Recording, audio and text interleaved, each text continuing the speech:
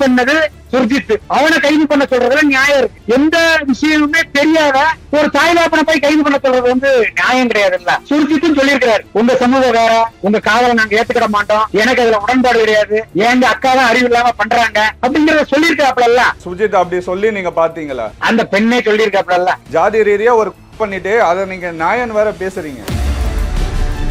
கவினோட அப்புறம் சோசியல் மீடியாக்கள்ல சுபாஷினியை ஏன் கட்டி கொடுக்கல, சுபாஷினியை ஏன் கட்டி கொடுக்கலன்னு விளம்பரத்துக்கு வீணா பேசிக்கிட்டு இருக்காங்க. லவ் பண்ணா பண்ணுவீங்களான்னு கேக்குறாங்க, அது உங்களுக்கு பொறுக்கலையா? கவினுக்கு கட்டி கொடுக்கணுமா வேண்டாமாங்கிற அவங்க முடிவு பண்ணுவாங்க. நீங்க கட்டி கொடுக்கணும்னு யாரும் அதிகாரத்துல சொல்லக்கூடாது. உங்களை மாதிரி ஆட்கள் தான் சுர்ஜித் மாதிரி ஆட்கள் 24 வயசுல போய் உள்ள போய் உட்காடுறாங்க.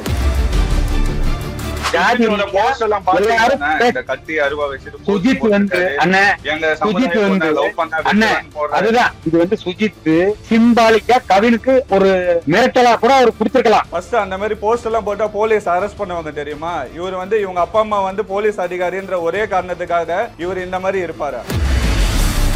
இது போன்ற கவின் இனிமேல் உருவாகாமல் இருக்கணும்னா கூட மாற்று சமுதாய பெண்களை ஒரு சகோதரிகளை பாருங்க. உங்க சமுதாயத்துல பெண் இருந்தா நீங்க யார கல்யாணம் பண்ணிருக்கீங்கன்னு? என்னோட கல்யாணம் காதல் கல்யாணம் கிடையாது. அவங்களுக்கு குடும்பம் இருந்தோம், அவங்க குடும்பத்தெல்லாம் எனக்கு மறைச்சிருக்காங்கிறது எனக்கு தெரியும். அதனாலதான் என்னோட முதல் திருமணத்துல விரிசல் ஏற்பட்டு நான் தனியா வாழ்ந்து இன்னைக்கு வழக்கு நீதிமன்றத்துல இருக்கு. ரெண்டாவது திருமணம் பண்ணீங்களே, அவங்களும் உங்க சமூகத்தை சேர்ந்தவங்களான? இப்ப என்னோட குடும்பத்துல என்னோட உடன் பிறந்த சகோதரியோட மகா அவங்க ஒரு மாற்று சமுதாய பையனை விரும்பினாங்க. அவங்க குடும்பமா நினைச்சு கட்டி கொடுத்தாங்க. நீங்க பர்சனல் லைஃப்னு வர சொல்ல ரொம்ப தெளிவா இருக்கிறீங்க. ஆனா மத்தவங்க பண்ண சொல்ல மட்டும் உசுப்பேத்தி விடுற மாதிரி இருக்கு. அண்ணன், ரெண்டு குடும்பமும் ஒத்து போய் இன்னைக்கு காதல் கல்யாணம் பண்ணி நல்லா இருக்கிறவங்களும் இருக்கத்தான் செய்யறாங்க.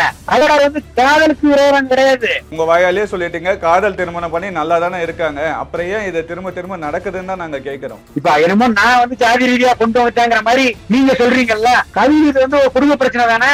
அவங்க மட்டும் ஏன் இதை ஒரு பூதகரமா ஆணவ படுகொலை ஜாதிய படுகொலை ஏன் கொண்டு வரணும்? சார் வணக்கம் சார். தூத்துக்குடியில கவினோட ஆணவ படுகொலை இதை பத்தி நம்ம நிறைய விஷயங்கள் பேசியிருந்தோம். இப்போ அவங்களோட காதலி சுபாஷினி ஒரு வீடியோ வெளியிட்டு இருந்தாங்க. நானும் கவினும் த்ரூவா தான் லவ் பண்ணுன்ற மாதிரி விஷயங்கள்லாம் சொல்லியிருந்தாங்க. அதை பத்தி சொல்லுங்க. அதாவது இந்த கவின் அவர்களோட படுகொலை உண்மையிலேயே யாராலையும் ஏற்றுக்கொள்ள முடியாத ஒரு விஷயம்தான். ஆனா அந்த கவினை பறி கொடுத்த அவருடைய தந்தை பேட்டிகள்லையும் சரி அவருடைய வீடியோக்கள்லையுமே நம்ம பார்க்கும்போது, அதாவது கவினை ஏற்கனவே அங்க காவல் ஆய்வாளர் காசி பாண்டியன் அப்படிங்கிறவர் அந்த சுர்ஜித்தோட அவர் சார்ந்த சமூகத்தை சார்ந்தவர். அவர் ஏற்கனவே கவினெல்லாம் இவங்க ஃபேமிலி எல்லாம் கூப்பிட்டு மிரட்டினதாலாம் ஒரு ஸ்டேட்மெண்ட் வீடியோல சொன்னாங்க. அது மட்டும் இல்லாம என் பையனை கொன்ன அந்த குடும்பம் அந்த பொண்ணையும் சேர்த்து கொண்டிருந்தா நான் ஒரு சொட்டு கண்ணீர் கூட விட மாட்டேனே அப்படிங்கிற மாதிரி அவரோட ஆதங்கத்தெல்லாம் சொல்லியிருந்தாரு. ஆனா இந்த வழக்க விசாரிக்கக்கூடிய விசாரணை அதிகாரிகள் இன்னைக்கு காவல்துறை அறிவிப்பாவே ஒரு அறிவிப்பு என்ன கொடுத்திருக்காங்க அப்படின்னா, கவினோட தந்தை கொடுத்த தகவல் முற்றிலும் தவறானது.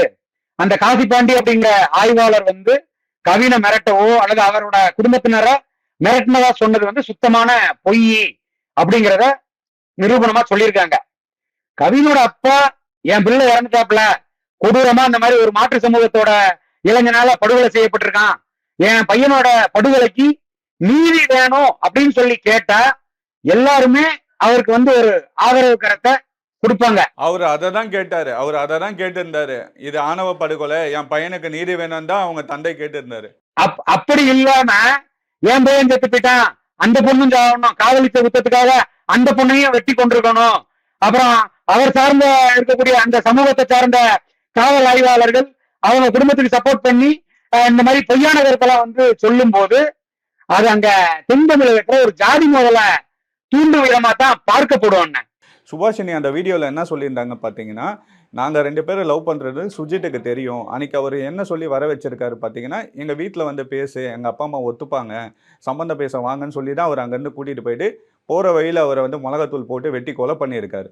கொலையை பண்ணது சுர்ஜித். அவன் கொழுத்து போய் கொலை பண்ணா அப்படின்னா அவனை கைது பண்ண சொல்றதுல நியாயம் இருக்கு. போலீஸும் கைது பண்ணிட்டாங்க.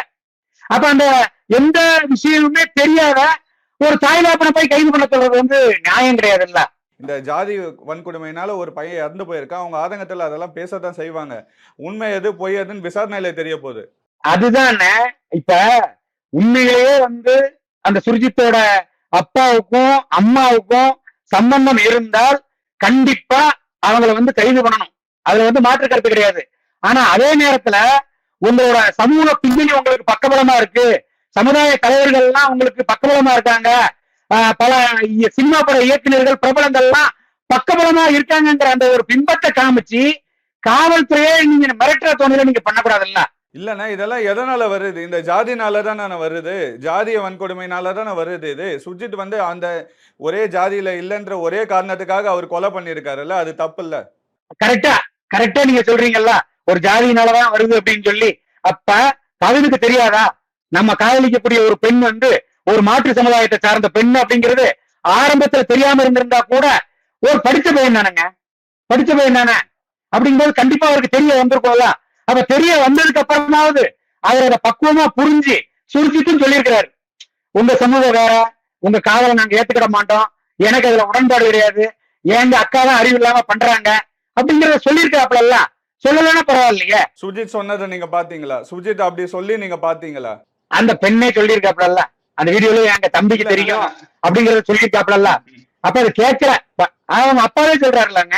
இல்ல, அவரு என்ன சொல்லி கூட்டிட்டு போயிருக்காரு? கவினை என்ன சொல்லி கூட்டிட்டு போயிருக்காரு? எங்க வீட்டுல வந்து சம்பந்தம் பேசுங்க, அப்பா அம்மா ஒத்துப்பாங்கன்னு சொல்லி தானே கூட்டிட்டு போயிருக்காரு. அண்ணன் கவினோட அப்பா கூட என்ன சொல்றாரு, நான் என் பையன்கிட்ட சொன்னேன், என் பையன் கேட்கல அப்படின்னு சொல்றாரு. உண்மையிலே இப்ப ரீசெண்டா உள்ள பேட்டிகள்ல அவர் சொல்றாரு. அப்ப தான் பெத்த அப்பா கவினோட அப்பா சொல்றத கேட்டிருந்தா கூட நீ கவின் உயிரோட இருந்திருப்பாருல்ல. செத்தவனை குறை சொல்லக்கூடாதுன்னு, அதை கொலை பண்ணவனை தான் குறை சொல்லணும். செத்தவனை எப்படி நீங்க சொல்லுவீங்கன்னு எனக்கு தெரியல. அவரை தான் நீங்க ஜாதி ரீதியா ஒரு கொலை பண்ணிட்டு அதை நீங்க நியாயம் வேற பேசுறீங்க. இல்ல இப்ப சுர்ஜித்தையும் அவர் செஞ்சதை வந்து நான் சரின்னு நியாயப்படுத்தல. பொதுவா இந்த சோசியல் தளங்கள்ல சமூக ஊடகங்கள் வாயிலா நிறைய பேரு கவினா அந்த சுபாஷினிய லவ் பண்ணியிருக்காப்ல, சுபாஷினின்னு லவ் பண்ணியிருக்காப்ல, ரெண்டு பேரையும் சேர்த்து வச்சிட வேண்டியதானேன்னு சொல்லி எதுக்காக பாக்குறாங்க. லவ் பண்றாங்கன்னு, லவ் பண்ணா சேர்த்து வைக்கணும் தானே எல்லாரும் சொல்லுவாங்க. எல்லாம் தெரிஞ்சுதானே நான் லவ் பண்றாங்க. லவ் பண்ணா சேர்த்து தானே வைக்கணும். இப்படி கொலை பண்ணக்கூடாதுல்ல. அப்படி கிடையாதுண்ணா. அதாவது ஒரு விஷயத்த நீங்க நல்லா புரிஞ்சுக்கோங்க. ஒவ்வொரு குடும்பத்துக்கும் ஒவ்வொரு சமுதாயத்துக்கும் ஒரு சில கட்டமைப்ப வரமுறைகளை அந்த காலத்து பெரியாட்கள் ஒரு வகுத்து வச்சிருக்காங்க. அந்த பாரம்பரியத்தை இன்னைக்கு வரைக்கும் கடைபிடிச்சுக்கிட்டு இருக்காங்க. எந்த ஒரு தாய் தகப்பனும் தான் பெத்த பெண் பிள்ளை இன்னொரு குடும்பத்துல போய் சீரழியணும், அது இன்னொரு சமூகத்துக்குள்ள கட்டி கொடுத்து கஷ்டப்படணும்னு யாரும் விரும்ப மாட்டாங்க. இல்ல, சமூகத்தை பார்க்க கூடாதுன்னா, நல்ல பையனா, நல்லா படிச்சிருக்கானா, நல்ல வேலையில இருக்கானா தான் பார்க்கணுமே தவிர, இந்த ஜாதியின் ரீதியா அடிப்படையில வந்து இதை வச்சு முடிவு பண்ணக்கூடாது. லவ் மேரேஜ்ல எங்க இருந்து வரும் ஜாதி? இப்ப நான் ஒரு பொண்ணை லவ் பண்றேன்னா என்ன ஜாதி நான் போய் அந்த பொண்ணை கேட்க முடியும்? ஆரம்பத்துல தெரியாது. நீங்க சொல்ற மாதிரி காதலுக்கு கண்ணு இல்லாம காதலிச்சுட்டாங்க. ஒரு கட்டத்துக்கு மேல தெரிய வரும்ல. அப்படி இருக்கும்போது அவர் சார்ந்த சமூகத்தை பத்தி கண்டிப்பா அந்த பெண்ணுக்கும் தெரிஞ்சிருக்கும், அந்த கவினுக்கும் தெரிஞ்சிருக்கும். அப்ப ஒரு கட்டத்துலதான் அது ஒரு குடும்ப பிரச்சனையா வருது. கவினோட அப்பாவே சொல்றாருல, அவன் குடும்பத்துல ஏத்துக்கல, குடும்பத்துல பிரச்சனை வந்துச்சு அப்படிங்கறத சொல்றாருல. அப்ப அப்படி இருக்கும்போது கவின் கேட்டிருந்திருக்கணும். இப்ப சுபாஷினி வந்து டாக்டரா இருக்காங்க, இல்ல உங்க சமூகத்துல ஒரு ஹாஸ்பிட்டல் கட்டியிருக்காங்க, அங்க மட்டும் தான் போய் வேலை செய்வேன்னு சொல்ல முடியுமா? எல்லாருக்கும் தானே வேலை செய்யணும். ஒரு டாக்டர்னா எல்லா பேஷண்ட்டும் தான் வருவாங்க.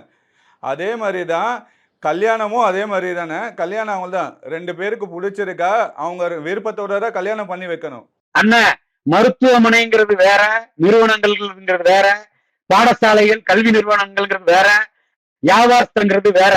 ஆனா ஒரு குடும்பங்கிறது, குடும்பத்துல அரசாங்கத்துக்கே அதிகாரம் கிடையாது. ஒரு தாய் தகப்பா வந்து ஒரு பெண்ணை யாருக்கு கட்டி கொடுக்கணும் முடிவு எடுக்கிறதுங்கிறது அரசாங்கத்துக்கே ரைட்ஸ் கிடையாது. பெத்த தாய் தகப்பனுக்கு தான் அந்த ரைட்ஸ் இருக்கு.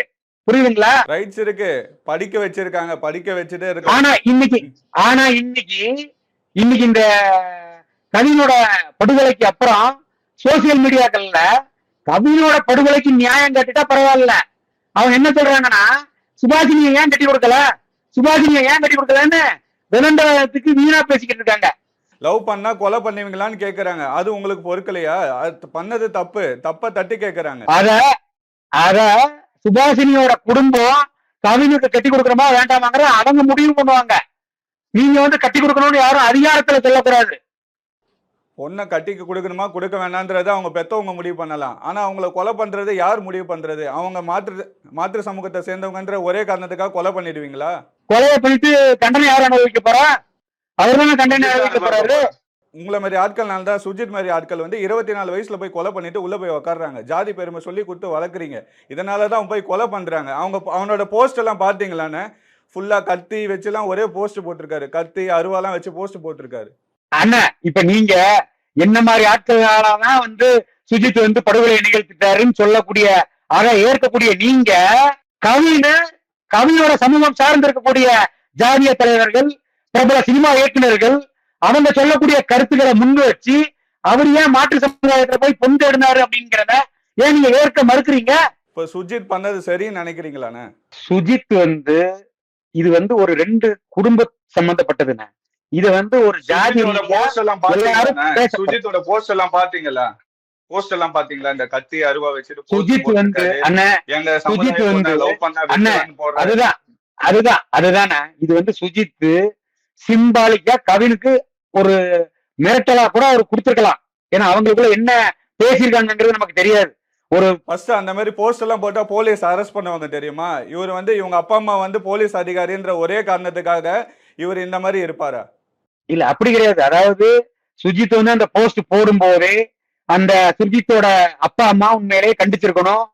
அல்லது அந்த திருநெல்வேலி மாவட்ட காவல்துறையே அவர் சுஜித் மேல இதெல்லாம் வந்து சோசியல் ஆக்டிவிட்டிஸ்ல இந்த மாதிரி வந்து மிரட்டும் தோணியில அச்சுறுத்தும் தோணியில சமூக வலைதளத்தை தப்பா பயன்படுத்தாருன்னு போல சுஜித் மேல வழக்கு பதிவு செஞ்சு சிறையில் அடைச்சிருந்தால் கூட சிறையில அடைச்சிருந்தா கவின் உயிரோட இருந்திருக்கலாம். அப்ப வந்து இது போன்ற கவின் இனிமேல் உருவாகாமல் இருக்கணும்னா கூட மாற்று சமுதாயத்தை பெண்களை ஒரு சகோதரிகளா பாருங்க. அத நீங்க சொல்லக்கூடாதுன்னா லவ் பண்றதும் பண்ணறதும் அவங்களோட விருப்பம். அண்ணன் அப்ப நீங்க சொல்லலாமா கவின் லவ் பண்ணாரு அப்ப அந்த பெண்ணு வீட்டுல ஏன் குடுக்கலன்னு ஏன் விமர்சனம் வைக்கிறீங்க? குடுக்கலன்றது வந்து அர்த்தப்பட்ட விஷயம். லவ் பண்ணதை சேர்த்து வைக்கணும் வேணான்றது அவங்களோட விருப்பம், சரிங்களா? ஆனா அதுக்குன்னு பண்ணக்கூடாது இல்லைன்னா அவங்க குடும்ப பிரச்சனை பண்றத நான் நியாயப்படுத்தலண்ணா. ஆனா இன்னொருத்தன் பெத்த பிள்ளைய நீ இன்னொருத்தனுக்கு கட்டி கொடுன்னு சொல்றதுக்கு எவனுக்கும் ரைட்ஸ் கிடையாது, அரசாங்கத்துக்கே ரைட்ஸ் கிடையாது. அவங்களுக்கே ரைட்ஸ் கிடையாது, பெத்தவங்களுக்கே ரைட்ஸ் கிடையாது. 18 வயசுக்கு மேல பெத்தவங்க வந்து வற்புறுத்தி கல்யாணம் பண்ணக்கூடாது. வற்புறுத்தி ஒரு பொண்ணை கல்யாணம் பண்ணி வைக்க முடியாது இல்லையா? அப்பெல்லாம் விட மாட்டாங்கண்ணா. எல்லா குடும்பத்திலையும் அவங்க ஆமா பின்ன நீங்க சொல்றது அப்படித்தானே இருக்கு. நீங்க சொல்றது சரின்னு வச்சுக்கோங்க. உங்க சமுதாயத்துல பெண் இல்லையான்னு கேக்குறீங்களா? உங்க சமுதாயத்துல பெண் இருந்தா நீங்க யார கல்யாணம் பண்ணிருக்கீங்கன்னு? நீங்க 2 திருமணம் பண்ணிருக்கதா நிறைய பேர் சொல்றாங்க. நீங்க எந்த சமுதாயத்து பெண்ணை கல்யாணம் பண்ணிருக்கீங்க? என்னோட கல்யாணம் காதல் கல்யாணம் கிடையாது. இன்னொன்னு நான் கல்யாணம் முடிக்கும் போது வயசு 29 வயசு. அதுவே வந்து நான் வந்து ஏமாற்றப்பட்டுதான் அந்த முதல் கல்யாணம் நடந்ததே. நீங்க சொல்ல வரேன் அண்ணன, நான் அதைத்தான் நான் சொல்ல வரேன். நான் வந்து காதல் கல்யாணம் பண்ணல, சரியா?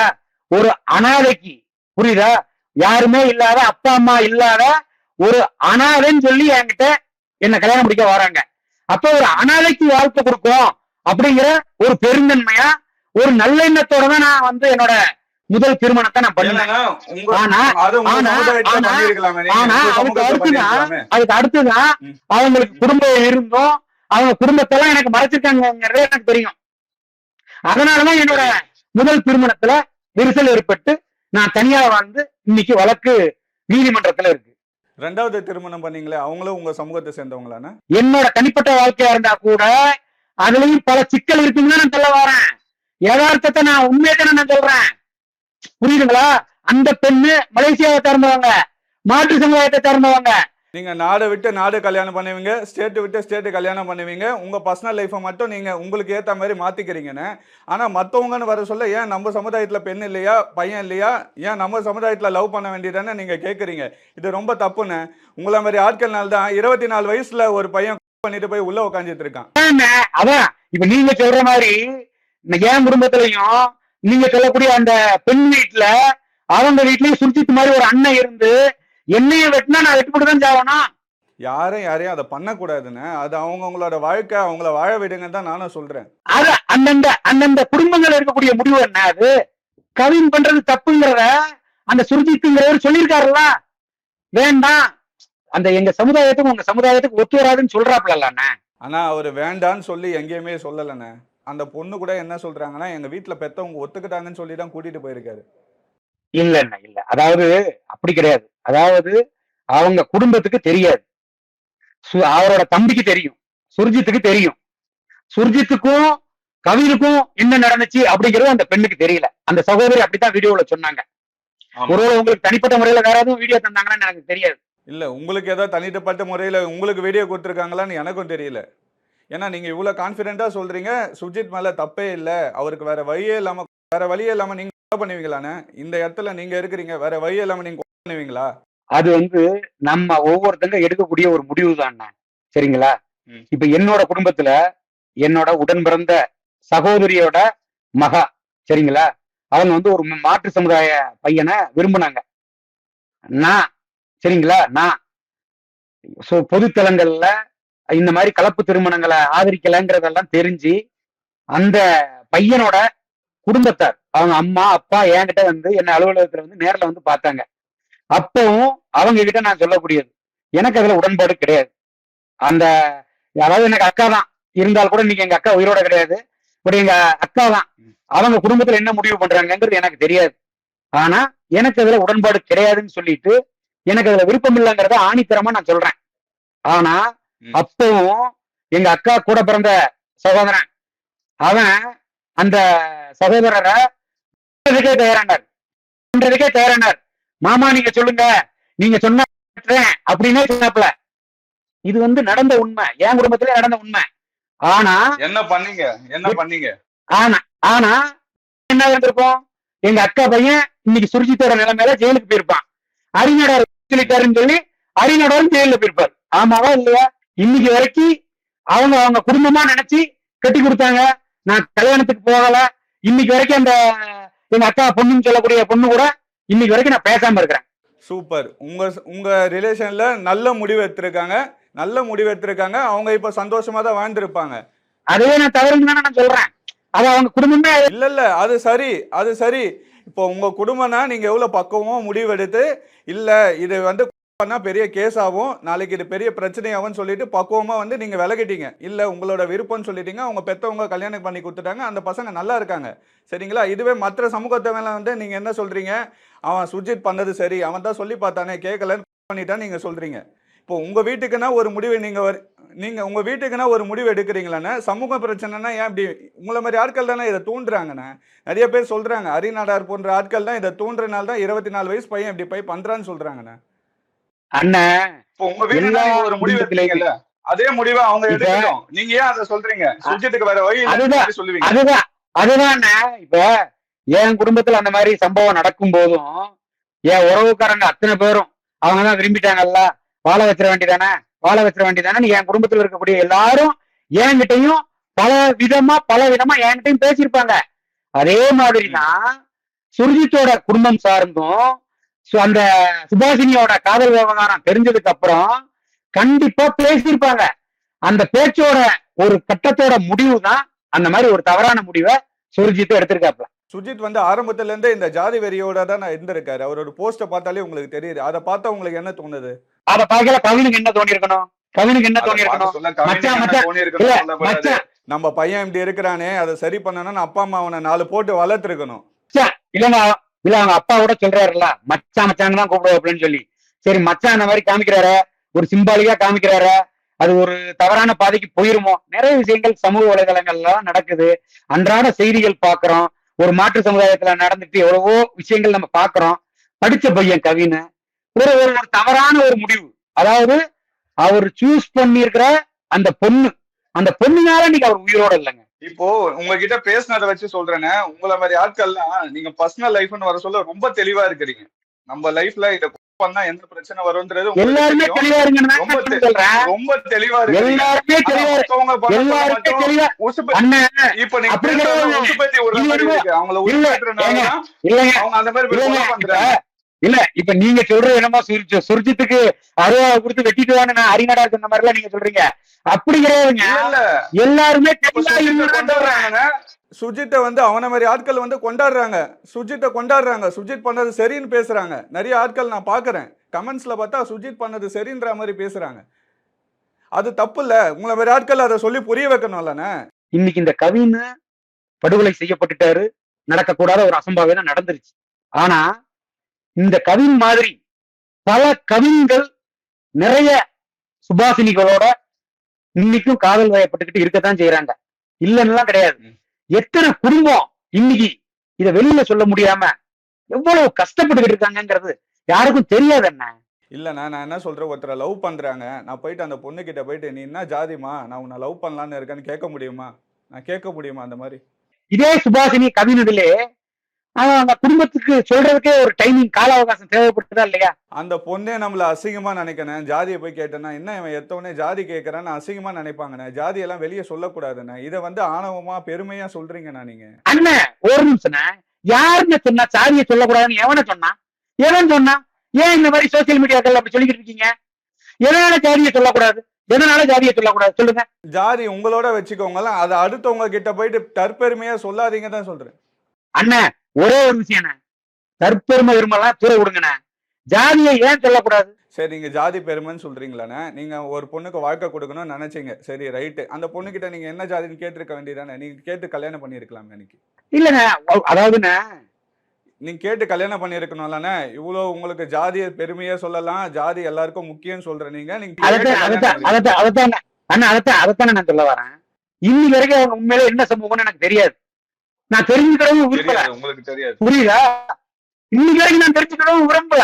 நானே ஒரு உதாரணத்துக்கு நீங்க சொல்லக்கூடிய விஷயத்துல பாதிக்கப்பட்டவன் தான். இல்ல, நான் உங்கள கேட்கிறேன். கவின் வந்து மேல் சமூகமா இருந்தா நீங்க கட்டி குடுத்திருப்பீங்களா? அண்ணன் ரெண்டு குடும்பமும் ஒத்து போய் இன்னைக்கு காதல் கல்யாணம் பண்ணி நல்லா இருக்கிறவங்களும் இருக்கத்தான் செய்யறாங்க. அதோட வந்து காதலுக்கு விரோதம் கிடையாது. ஜாதி விட்டு ஜாதி கல்யாணம். இப்போ உங்க வாயாலேயே சொல்லிட்டீங்க. காதல் திருமணம் பண்ணி நல்லா தானே இருக்காங்க. அப்புறம் ஏன் இத திரும்ப திரும்ப நடக்குதுன்னு தான் நாங்க கேட்கிறோம். இப்ப என்னமோ நான் வந்து ஜாதி ரீதியா கொண்டு வச்சாங்கிற மாதிரி நீங்க சொல்றீங்கல்ல.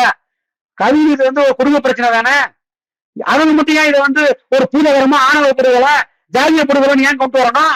சுஜித் வந்து வேற ஒரு சமூகத்தை சேர்ந்தவரை லவ் பண்ணியிருக்காரு. சுஜித்தை வந்து ஒருத்தன் கொலை பண்ணிட்டாங்கன்னா நீங்க சும்மா இருப்பீங்களா? அண்ணா இப்ப ஒரு குடும்பத்துல எதுக்காக நம்ம சொல்றோம்? நம்ம வீட்டு பிள்ளை கஷ்டப்படக்கூடாது, நல்லா இருக்கணும், போற இடத்துலயும் சந்தோஷமா வாழணும் நினைப்பாங்க. கண்டிப்பா.